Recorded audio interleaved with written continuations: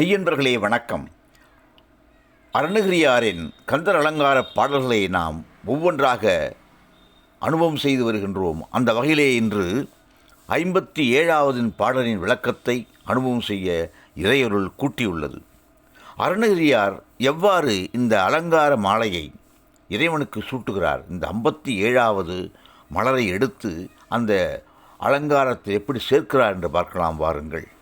அன்பர்களே, இந்த பாடலில் வள்ளி மான் வயிற்றிலிருந்து பிறந்த அந்த ஒரு கதையும் சொல்கிறார். அந்த பெண் குழந்தையாக அந்த வள்ளிக்கிழங்கு நோண்டிய அந்த இடத்திலே அந்த மானானது அந்த குழந்தையை பிரசவித்துவிட்டு சென்று விடுகிறது. ஏனென்றால் தன்னுடைய இனம் இல்லை என்பதாலே அந்த குழந்தையை விட்டு சென்று விடுகிறது. அந்த குழந்தை ஒரு பெண் யானையை ஒத்திருக்கின்றது. அதை காக்கின்ற ஆறுமுகக் கடவுளே முருகா என்றெல்லாம் சொல்லி நாம் உண்கின்ற பொழுது ஒரு பிடி சோறு இல்லாதவர்களுக்கு கொடுத்து வாழ வேண்டும். இதைத்தான் திருமூலரும் ஒரு இடத்திலே சொல்கிறார்.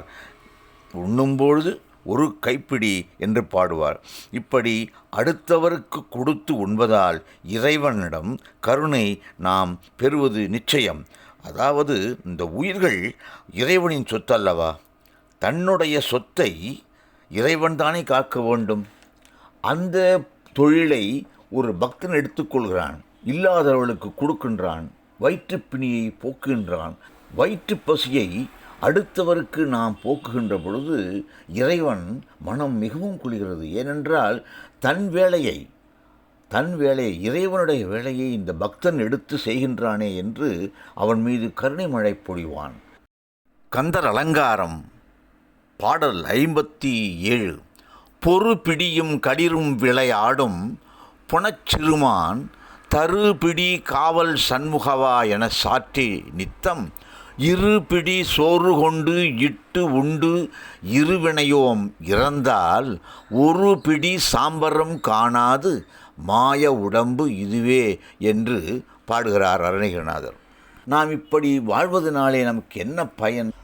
முருகன் இரு வினைகளை போக்குவான், மும்மலங்களை அகற்றுவான், 4 வேதங்களின் கருத்துக்களை தருவான், 5 புலன்களை அடக்கியாளும் தன்மையை நமக்கு தருவான், 6 முகம் வழியாக கருணை மழை பொழிந்து நம்மை காப்பான், 7 நாட்களும் நல்ல நாட்களே என்று உணர்த்துவான், 8 திசைகளும் நல்ல திசைகளே என்று காட்டுவான், 9 கிரகங்களும் துணை செய்வான், மொத்தத்தில் நம் வாழ்க்கையில் 10க்கு 10 தருவான் என்று சொல்லி இந்த அளவிலே முடிக்கின்றேன்.